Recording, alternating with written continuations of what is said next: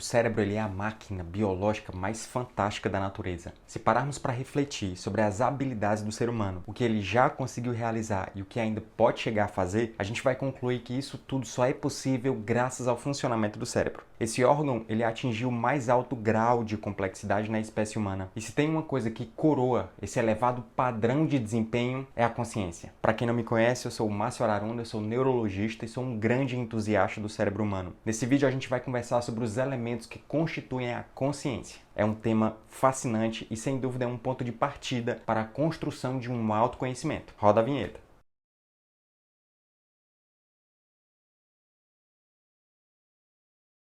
Vamos começar nossa temática fazendo uma comparação entre o homem e um coelho. Em relação ao comportamento, em relação à maneira como eles se portam no ambiente, qual a diferença que existe entre esses dois animais? Bom, você vai concordar comigo que se olharmos a vida de todos os coelhos, a gente vai perceber uma semelhança bem gigante. Eles nascem, se alimentam, eles procuram explorar um determinado espaço, eles encontram um parceiro, se acasalam, passam os seus genes para a próxima geração, lutam para sobreviver. É isso.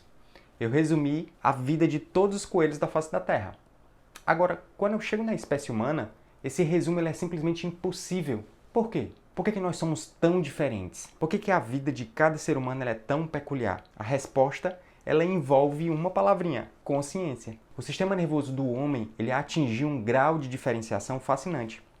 Nós não agimos de uma maneira instintiva, como os coelhos, com as ações sendo determinadas por um padrão de estímulo e resposta. Nós processamos a informação que chega até nós, nós comparamos com aquilo que está armazenado na nossa memória, nós modulamos o pensamento com a emoção e só então a gente age. O palco onde todos esses fenômenos acontecem é na nossa consciência. Nós podemos afirmar que a função da consciência é representar a informação sobre o que está acontecendo dentro e fora do organismo de uma maneira que ela possa ser avaliada pelo eu, gerando um substrato para a ação. É como se fosse uma central de processamento, gente. Um centro de comando que reúne todas as informações que chegaram através dos órgãos dos sentidos, compara com os dados que estão armazenados na minha memória, une com ideias, com pensamentos e sentimentos, gerando um entendimento profundamente apurado como um substrato para uma atitude. Mas calma que a consciência ela não é apenas uma central de processamento, ela é muito mais do que isso, porque ela não depende apenas das informações que chegam do meio externo para poder funcionar. Ela consegue criar informações que não existem. Como assim, Márcio? Agora eu fiquei confuso. Gente, a nossa mente ela tem a capacidade de devanear,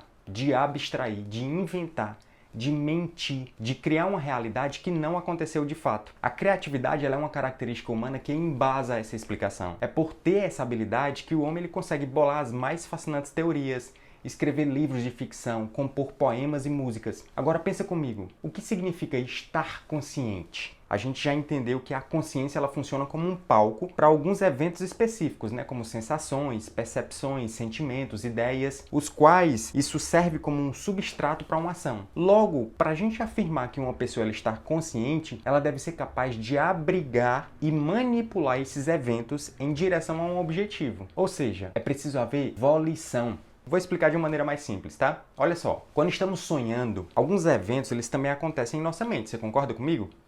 No sonho, a gente consegue ter sensações, percepções, sentimentos, porém, nós não conseguimos agir tendo por base esses eventos. Não existe uma vontade própria determinando o curso das ações. Se eu estivesse sonhando, por exemplo, que eu estava no aeroporto, prestes a embarcar numa aeronave e por algum motivo o voo é cancelado, eu irei experimentar uma sensação de raiva, de frustração, porém, eu não conseguiria bolar um plano de ação. Vocês estão percebendo a diferença? Não estaria no meu poder, por exemplo, negociar com a companhia para poder fornecer um voo alternativo, ou pedir para eles me fornecerem um hotel para eu poder passar a noite. Isso porque no sonho nós ficamos presos a determinados cenários, os quais eles não podem ser mudados de uma maneira deliberada. É como se a gente estivesse, gente, seguindo um curso de um filme, sem autonomia para a ação. Percebem?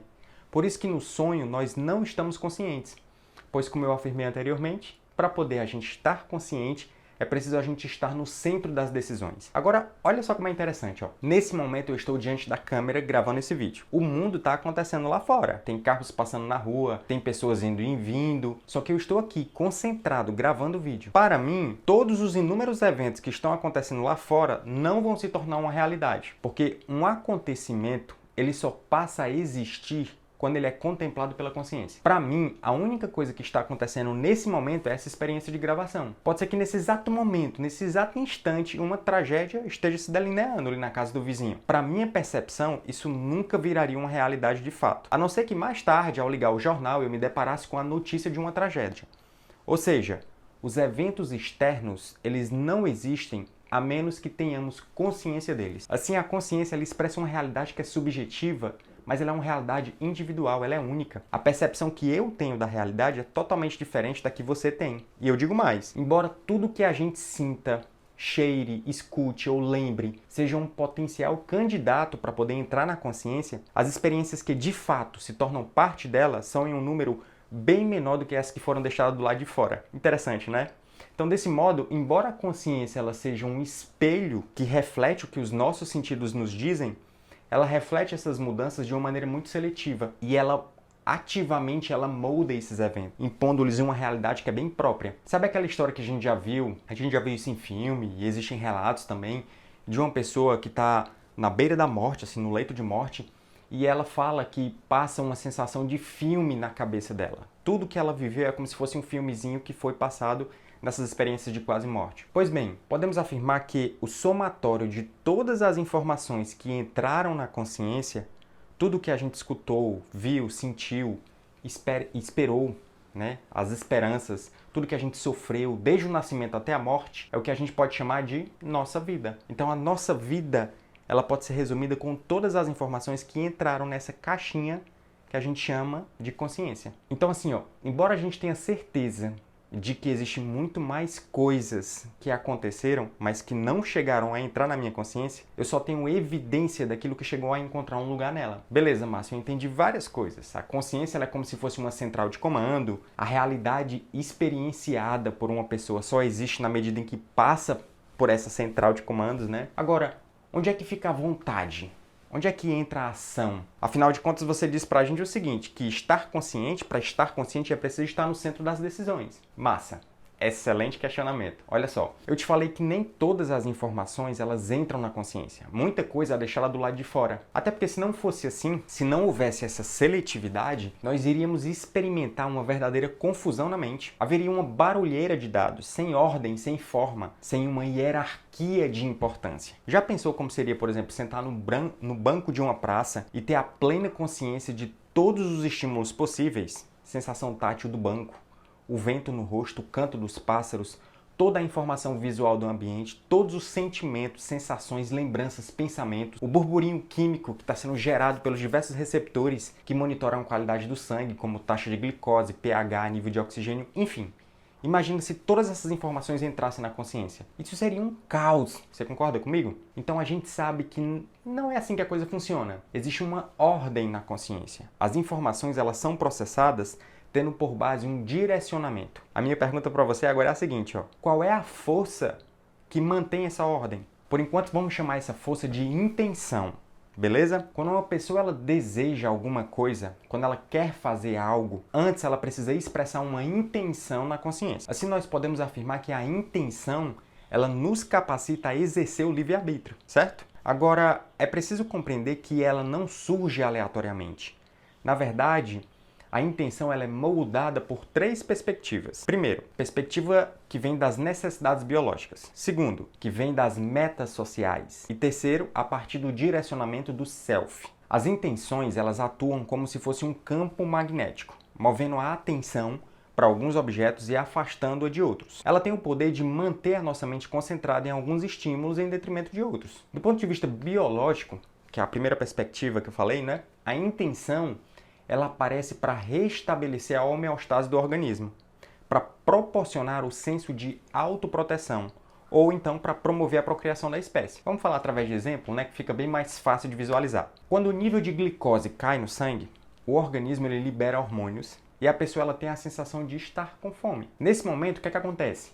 Surge um pensamento na consciência, que vai impulsionar o indivíduo a procurar comida. Assim, nós podemos afirmar que a intenção de restabelecer a glicemia organizou a consciência daquela pessoa. Outro exemplo, ao chegar no período da noite, é natural a gente ter aquela sensaçãozinha de sonolência, né? Porque nós somos animais diurnos. Assim entra na consciência o pensamento e a intenção de recolhimento para o sono. A outra maneira que as intenções elas são moduladas parte da perspectiva das metas sociais. Segunda perspectiva, o homem ele é um animal. E é um animal que ele foi feito para viver em sociedade. Nós somos sociáveis. Nós interagimos com outras pessoas, estabelecemos laços afetivos, organizamos comunidades. No início, o grupo social ele provia uma maior segurança, né? Com melhores chances de explorar o ambiente, de sobreviver. Imagina um grupo, uma comunidade no meio da selva na África. Então, quando se unia, a chance de sobrevivência era muito maior. Só que com o desenvolvimento social, antropológico e sociológico, a gente passou a formar instituições. A gente se diferenciou nos mais diversos ofícios, profissões, e a coisa ela foi tomando um nível de complexidade tão interessante que foram adicionadas outras metas e intenções. Agora, não basta apenas a minha preocupação com coisas básicas de sobrevivência, como, por exemplo, procurar comida, promover segurança e a procriação. No modelo social atual mais desenvolvido, é importante também a preocupação com a carreira profissional, com o status, o local e a data das próximas férias de verão, enfim. E é aqui onde aparecem as intenções moduladas pelas metas sociais, vocês percebem?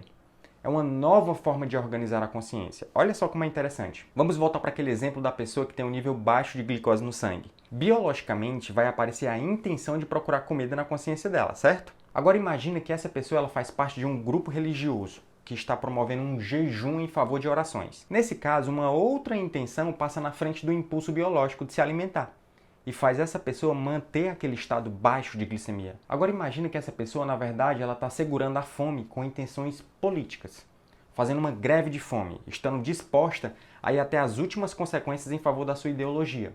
Às vezes até chegando a morrer, porque havia estabelecido que aquela ação como se fosse a coisa mais importante a ser feita na vida dela. O que eu quero que vocês percebam com esses exemplos é que as intenções biológicas ou sociais, elas são organizadas em nossa consciência de uma maneira hierárquica. A gente chama isso de hierarquia de metas. Para a pessoa que protestava, a obtenção de uma reforma política pode chegar a ser mais importante do que a própria sobrevivência. Assim a gente conclui que com as diferentes metas e intenções, a consciência ela pode ser ordenada. Ela não é uma massa confusa e sem forma, entende? Cada um de nós tem a liberdade de controlar a nossa realidade, que é subjetiva. Ou seja, se a gente imaginar a consciência como sendo um barco e o leme como sendo as intenções, a pessoa que segura o leme do barco, decidindo a direção que deve ser seguida, é o eu, o self. Eu estou no comando da minha consciência, você está no comando da sua. Então, além das intenções moduladas pela parte biológica e social, existem as que seguem o curso da nossa própria vontade, sendo essa a mais importante, a mais potente de todas as intenções. Márcio, eu estava pensando aqui com meus botões e percebi que a palavra intenção, ela pode ser substituída pela palavra atenção, correto? Sim, é isso mesmo. É que eu gosto de usar a palavra atenção para poder delimitar especificamente as intenções do self, já que a atenção ela é um substrato cognitivo mais superior. Você vai entender melhor agora, ó. A capacidade de processamento de informação da nossa consciência ela não é ilimitada. Existe uma quantidade de bytes que eles podem ser processados a cada fração de segundo. E o que se estima, gente, é que a gente consiga dar conta de mais ou menos 126 bytes de informação por segundo. Se você estiver conversando com uma pessoa, a sua consciência ela precisa processar em torno de 40 bytes de informações a cada segundo para fazer com que você compreenda tudo que aquela pessoa está te contando. Agora eu vou te fazer uma pergunta, vou te provocar. Olha só, se o nosso limite superior é de 126 bytes a cada segundo, então por que é complicado a gente entender 3 pessoas falando ao mesmo tempo? Porque olha, teoricamente seria possível, né? Se para cada pessoa eu preciso de 40 bytes, para 3 eu precisaria de 120. Sobraria ainda 6 bytes de informações a cada segundo para eu poder processar. Mas olha só, isso é complicado, porque para esse raciocínio funcionar, durante a conversa com as 3 pessoas, a gente deveria manter fora da consciência todos os demais pensamentos e sensações. Não poderíamos, por exemplo, ficar conscientes das expressões corporais dos falantes, nem refletir sobre o que eles estavam falando. Tampouco a gente poderia observar a roupa que estão vestindo, enfim. É por isso que se 3 pessoas estiverem falando com você ao mesmo tempo, você diante desse desafio de ter que compreender as 3, a primeira coisa que você faria seria fechar os olhos. Porque fechando os olhos você já economizaria alguns bytes visuais para ser processado, entende? Ou seja, existe um limite na capacidade de processamento das informações que passam pela consciência. Se eu extrapolar um pouquinho essa ideia, eu posso afirmar que olha só, ao longo de 70 anos de vida, nós teremos um limite de mais ou menos 185 bilhões de bytes de informações a ser processada pela consciência. Se são 126 bytes por segundo, em um minuto eu teria 7.560 bytes. Em uma hora eu teria quase 500 mil, em 70 anos 185 bilhões. Sabe o que isso significa, gente? Que esse é o total de informações que você tem para ser usado ao longo da vida. Se a gente imaginar a vida como sendo um passeio de carro, nós podemos fazer a analogia dizendo que a gasolina que a gente coloca no tanque são esses bytes de informações. A qualidade do passeio ela é determinada pelo self, pelo motorista. Ela pode seguir um passeio à beira-mar, em uma avenida à beira-mar, ou ela pode ficar dando voltas em círculo em um quarteirão sem sair do lugar. A qualidade do passeio é determinada pelo eu, pelo self. Juntando com o raciocínio anterior das intenções, agora fica fácil de você perceber que nós temos um certo controle da qualidade da informação a ser processada pela minha consciência. O nosso self é quem determina isso. E a energia que ele usa para determinar qual informação vai entrar na minha mente e qual vai ficar de fora é a atenção. Dentre os milhões de bytes possíveis de informação, a atenção ela é quem seleciona aqueles bytes que são relevantes para serem avaliados. A forma e o conteúdo da vida derivam de como a atenção ela costuma ser empregada. Dessa forma, gente, a marca de uma pessoa no controle da consciência é a sua capacidade de focar a atenção quando ela bem entender. No próximo vídeo, nós iremos complementar esse raciocínio. Nós iremos falar mais sobre o self de uma maneira até mais aprofundada. E isso vai te ajudar a compreender a relação que existe entre o self e a atenção. Isso, gente, é um entendimento base para a gente poder introduzir alguns conceitos, como, por exemplo, entropia psíquica, flow e crescimento do self. Esses tópicos, eles servem como um ponto de partida para a gente ter um pleno entendimento do que significa ter felicidade, sentir felicidade. Espero vocês lá. Tchau!